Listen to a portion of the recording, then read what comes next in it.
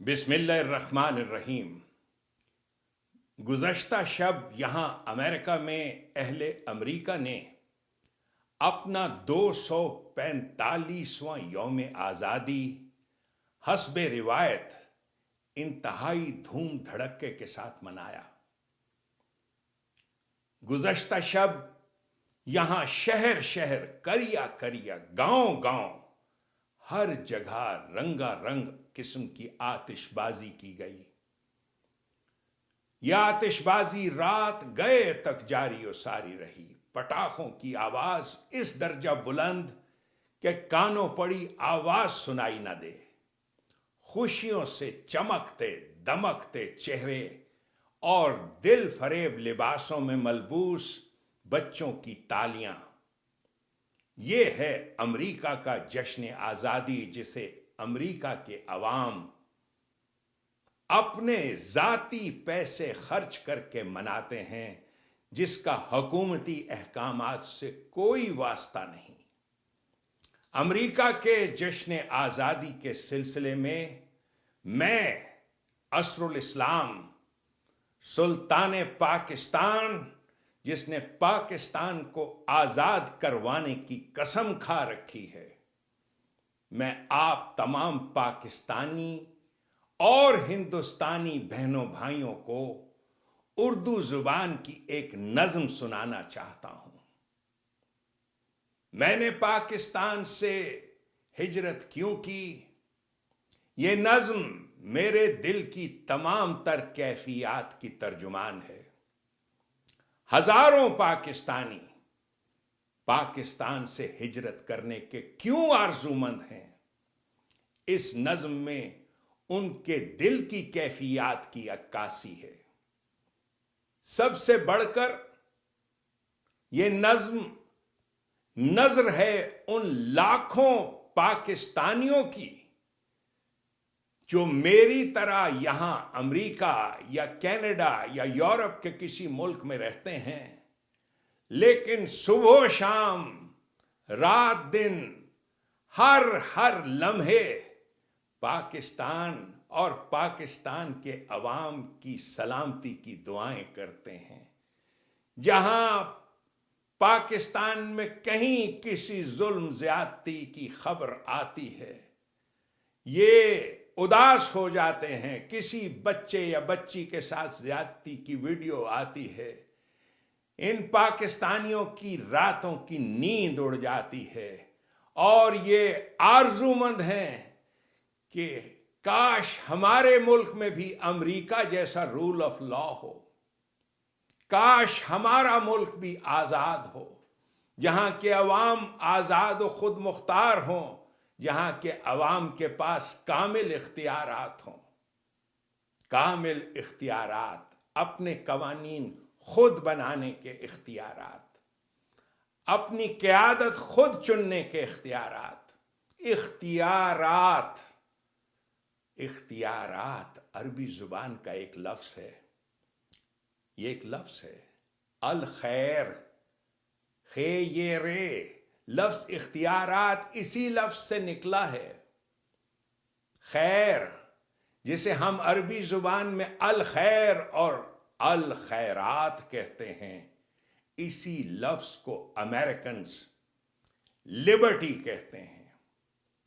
अपने फैसले खुद करना, अपने फैसले करने की मुकम्मल आजादी, अपने कवानीन खुद बनाना। फस्तबिकुल खैरात, कुरान करीम में नबी करीम सल्लल्लाहु अलैहि वसल्लम का ये इरशाद गिरामी है, फस्तबिकुल खैरात, let liberty be your foremost personal priority. आजादी को, खुद मुख्तारी को अपने दिल की सबसे पेशतरज ख्वाहिश बना लो।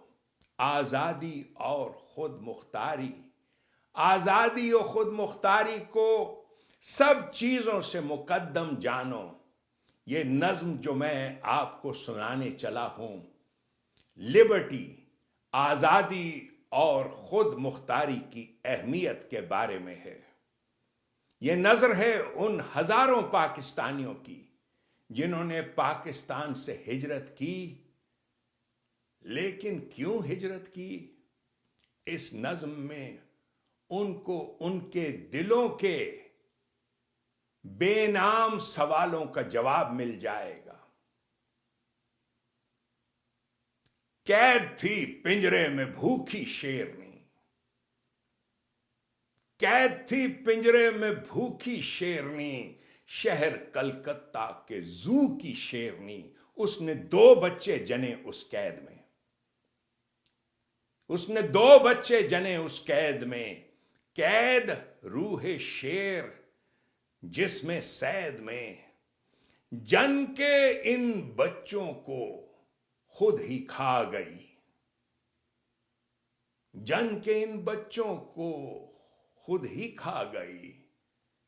खल्क कांपी ममता थर्रा गई, देखकर ये वारदाते दर्दनाक, शफकते मादर हुई गम से हलाक। अक्ल कहती थी ये खाकर पेचोताब, हो गया शायद दिमाग उसका खराब। गालिबन ये भूख से मजबूर थी, गालिबन ये भूख से मजबूर थी, वरना उसकी ममता मशहूर थी।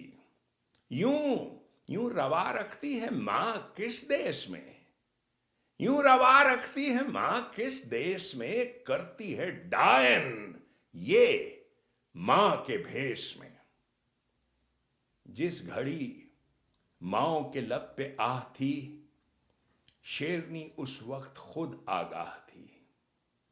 सुर्ख आंखें सर बुलंदो पुरगुरूर, सुर्ख आंखें सर बुलंदो पुरगुरूर, कैद में भी तुंद तेवर और गयूर। कह रही थी यूं जुबाने हाल से, मौत बेहतर कैद के जंजाल से, मौत बेहतर कैद के जंजाल से। आह उन मासूम माओं को नहीं मेरी सच्ची ममता का कुछ यकीन। ये गुलामों को जने और शाद हों, ये गुलामों को जने और शाद हों।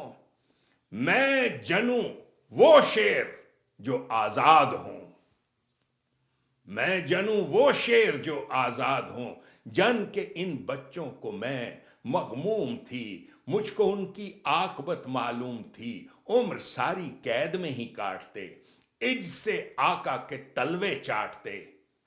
मैं तो उनको जन के ही पछता गई, इसलिए लख्ते जिगर को खा गई। तोफ है ऐसी माओं पे, तोफ है मुदाम, जो जने और गोद में पालें गुलाम,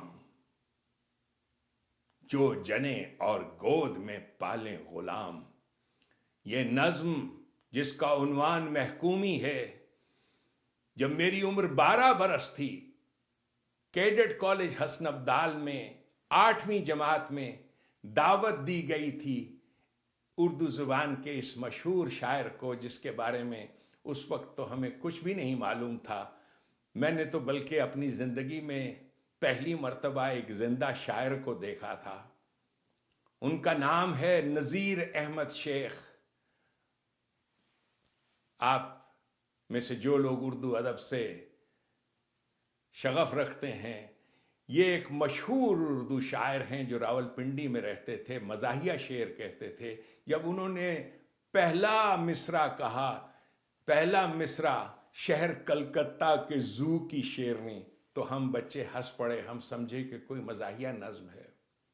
ये नज़्म महकूमी, servitude, this is dedicated to all Pakistani parents, Pakistani fathers and mothers who left Pakistan to live in the United States of America and in Canada and in other European countries to be able to raise their children in liberty.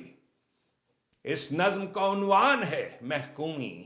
ये नज़्म उन तमाम पाकिस्तानी माँ बाप के हुजूर मेरी तरफ से, मेरी पढ़त, ये मेरी तरफ से सलाम व नजराना है उन माँ बाप के हुजूर जिन्होंने महकूमी और गुलाम पाकिस्तान से आजादी की खातिर हिजरत की ताकि वो अपने अपने शेर बच्चों को यूरोप और अमेरिका की आजाद फिजाओं में जने और पाल सकें।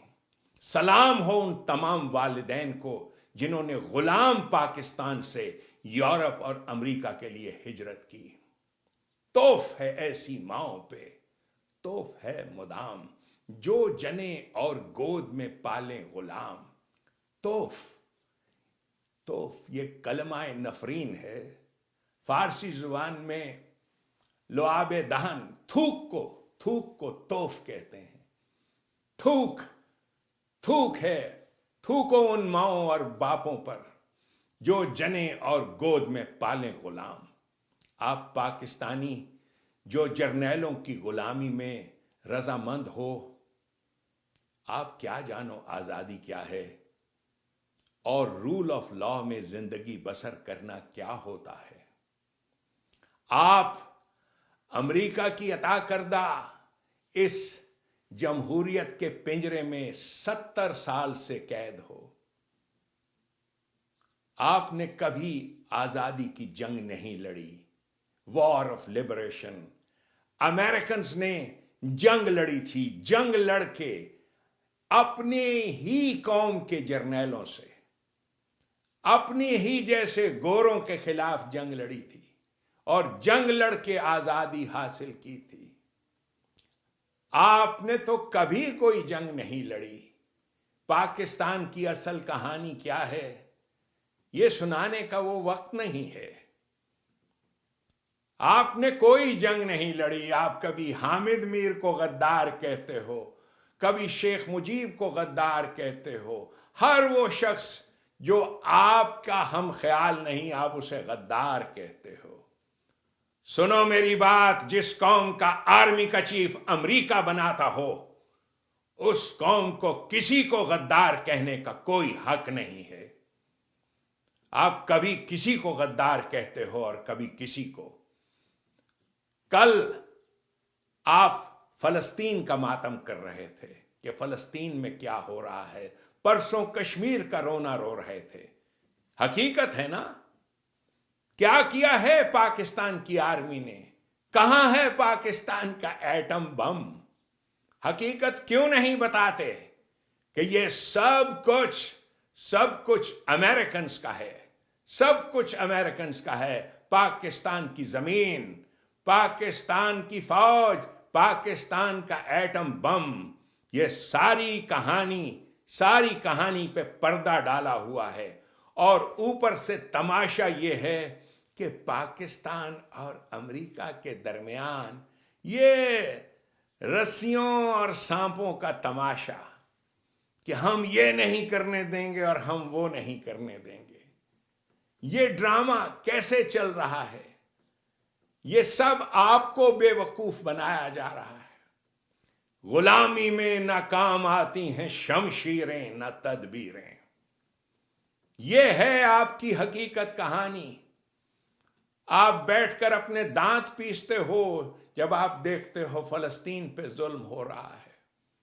आप दांत पीसते हो जब कश्मीर में आप जुल्म देखते हो। लेकिन अब आपको एक नई पट्टी पढ़ाई गई, that is not our problem. ये बोला करो, कश्मीर में क्या हो रहा, that is not our problem. ये कश्मीरी हैं, ये हमारा मसला नहीं है, ये फलस्तीनी है और इन्होंने ना पाकिस्तान के खिलाफ अक़वाम मुत्तहिदा में वोट दिया था। कोई ना कोई जवाज आप सोच लो। हालांकि जब पाकिस्तान बना भी नहीं था, ये 1935 की बात है, 1925-30 की बात है, जब मुसलमान कौम सिर्फ एक इंसान को अपना कायद आज़म मानती थी और वो थे नबी पाक सल्लल्लाहु अलैहि वसल्लम। ये एक और कहानी है, ये किसी और वक्त सुनाऊंगा। हम हिजरत करने वालों से ये हरगिज मत कहो कि जी पाकिस्तान में क्या नहीं था। पाकिस्तान में तो सब कुछ था। बेशक पाकिस्तान में सब कुछ था, लेकिन रिज़्क़ करीम नहीं था, इज्जत की रोटी। जिस रिज्क से आती हो परवाज में कोताही। ये था पाकिस्तान जिसकी वजह से हमने पाकिस्तान से हिजरत की। क्या में पाकिस्तान की कहानी ये है कि 1857 के बाद हिंदुस्तान के मुसलमानों की जुबान बंद कर दी गई। उन्हें बोलने की इजाजत नहीं थी, आजादी मांगने की इजाजत नहीं थी। चुनाचे मुसलमानों ने आपस में लड़ना शुरू कर दिया। जो अपने हाकिमों के खिलाफ उठ के लड़ नहीं सकते थे, क्योंकि उनके पास कोई सुल्तान नहीं था। बहादुर शाह जफर को मार दिया गया, और इसलिए मारा गया कि जब किसी कौम के पास कोई सुल्तान नहीं होता, उस कौम के पास जंग करने का कोई इख्तियार जवाज नहीं होता। That is the story. Pakistan की कहानी 1857 के बाद से लेकर जुबान बंदी की एक तवील दास्तान है जो आज तक चलती आ रही है। एक फिल्म बनाई गई थी 1957 में, और उस फिल्म का नाम था 7 लाख। बहुत बड़ा तंज था ये फिल्म। इस फिल्म को लिखने वाले इसके गीतकार थे सैफुद्दीन सैफ। वही फिल्म 7 लाख जिसका मशहूर गीत आए मौसम रंगीले सुहाने, यारो मुझे मुआफ रखो मैं नशे में हूं। सैफुद्दीन सैफ जो एक खाकसार थे, जो पाकिस्तान के क़याम के मुखालिफ थे। सैफुद्दीन सैफ जिन्हें बोलने की इजाजत नहीं थी, उन्होंने ये फिल्म 7 लाख, इस 7 लाख फिल्म का एक डायलॉग, उसमें पाकिस्तान की कहानी पोशीदा है। मैंने अपने बचपन में लोगों को ये जुमला बोलते सुना है, गलत कहते हो पाकिस्तान बना है, ये एक ताजा गुलामस्तान बना है। पाकिस्तान आर्मी किसकी आर्मी है? पाकिस्तान की जमीन किसकी जमीन है? पाकिस्तान की न्यूक्लियर कैपेबिलिटी हकीकत में किसकी है? ये है वो डायलॉग, 7 लाख फिल्म का डायलॉग। मैंने अपने बचपन में पहली मर्तबा ये फिल्म 1960 में मशरकी पाकिस्तान में देखी थी, और मैं बड़ा हैरान था कि एक ही डायलॉग उस फिल्म में बार बार ये क्यों बोलता है आदमी। वो डायलॉग था, 7 लाख रुपए की जमीन जिसे आप नाप सकती हैं बेच नहीं सकती। 7 लाख रुपए के बंगले जिनमें आप रह सकती हैं, किराया वसूल नहीं कर सकती। 7 लाख रुपए नकद जिसे आप गिन सकती हैं, खर्च नहीं कर सकती। आई समझ में? यह है पाकिस्तान की आजादी की हकीकत। आपके ऊपर यके बाद दीगरे एक टोपी ड्रामा वजीर आजम, जो बड़ी खुशी के साथ घोड़ी पे सवार हो जाता है और उसके बाद हाथ हिला हिलाकर सलामियां लेता है।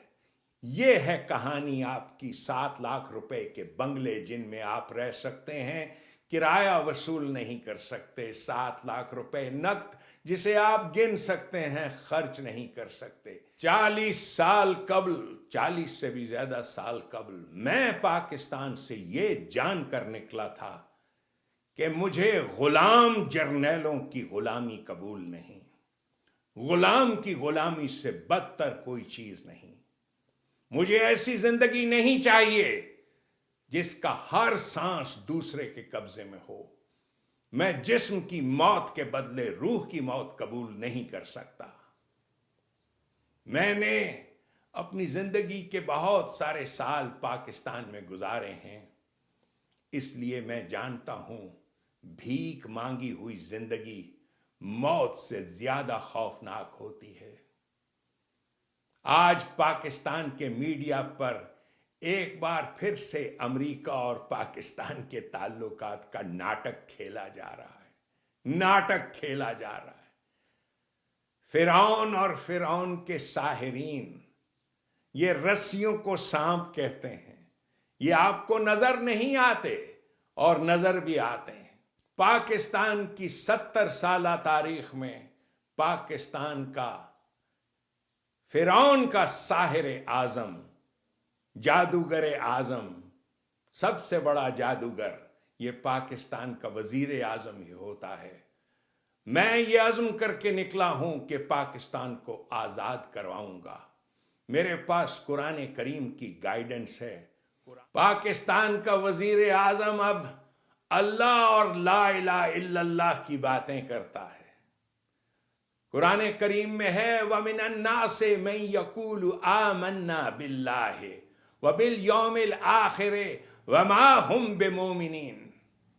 बहुत से लोग ऐसे हैं जो अल्लाह पर ईमान का इजहार करते हैं और आखिरत पर भी ईमान का ऐलान करते हैं। वमा हुम बिमोमिनीन, लेकिन वो मोमिनीन नहीं हैं, इसलिए कि वो अल्लाह के कानून पर मबनी निज़ाम हुकूमत के क़याम का साथ नहीं देते। युखादिऊन अल्लाह वल्लज़ीना आमनू वमा यख़दऊन इल्ला अनफुसहुम वमा यशुरून। ये अल्लाह को धोखा देते हैं, अल्लाह को धोखा देते हैं। पाकिस्तान की 70 साला तारीख अमेरिका के साथ यही रस्सियों को सांप बनाकर दिखाना और फिर अमेरिका से इमदाद लेना, ये झूठ मूठ के सांप रस्सियां खेलने का खेल है। मेरे प्यारे पाकिस्तानियों, जान लो, हिंदुस्तान और पाकिस्तान की सरजमीन में इस्लाम कोई सियासी जमात नहीं थी जो लेके आई थी। एक सुल्तान था जो लेके आया था। आपने भुला दिया है इस बात को, इसलिए कि इन सियासी लीडरों ने, जिसमें जमात इस्लामी और फलाना फलां इस्लाम का नाम इस्तेमाल करने वाले मुख्तलिफ जमातें हैं, ये सब जानते हैं, सब जानते हैं कि ये तमाशा कर रहे हैं। सब जानते हैं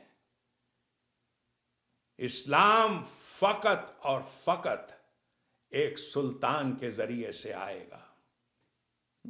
जान लो कि कभी भी आप आजादी से हमकिनार नहीं होगे। इमरान खान को 100 साल नहीं 1000 साल दे दो, आपके हालात कभी नहीं सुधरेंगे, इसलिए कि आप एक गुलाम कौम हो जहां के लीडर आपके साथ सच नहीं बोलते। पहले दिन से आपके साथ झूठ बोले जा रहे हैं, खा वो क़याम पाकिस्तान की कहानी हो, खा कुछ और। रब्बना तकब्बल मिन्ना इन्नका अंतस समीउल अलीम।